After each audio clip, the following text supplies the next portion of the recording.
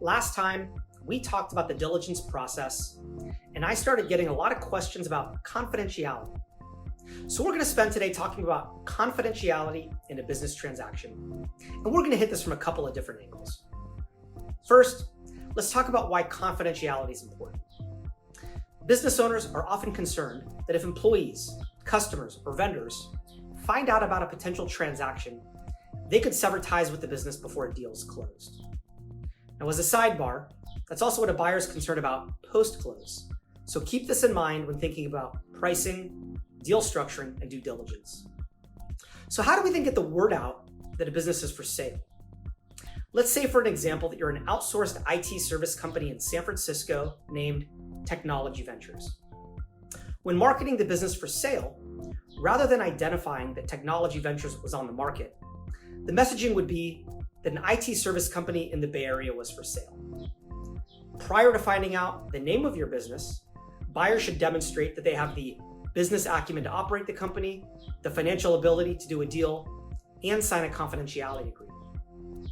The confidentiality agreement should have provisions that at the very least can restrict who has access to the information being released, the knowledge that the transaction is taking place, and the anti-solicitation of employees. Only after the confidentiality agreement is signed should a seller begin to disclose information about their business. Now, this doesn't mean full disclosure. An M&A advisor should craft an offering memorandum, which provides a really good overview of the business at the 30,000-foot level. This document might provide information on the business history, its revenue model, its financials, vendors, customers, contracts, and its team. Through meeting with the owner, the potential buyer may get to look at the business from the 10,000-foot level. But in order to get to the weeds, where a buyer does due diligence, the parties need to reach an agreement on the terms of a transaction. What about notifying employees? When should you do that? Well, here, we need to differentiate between key employees and everyone else. Key employees are those who, if lost, would be detrimental to the performance of the business. It might be important to bring those employees early into the discussion in order to negotiate employment agreements, or in some cases, equity agreements with the buyer. For other employees, it likely doesn't make sense to notify them until the transaction's closed.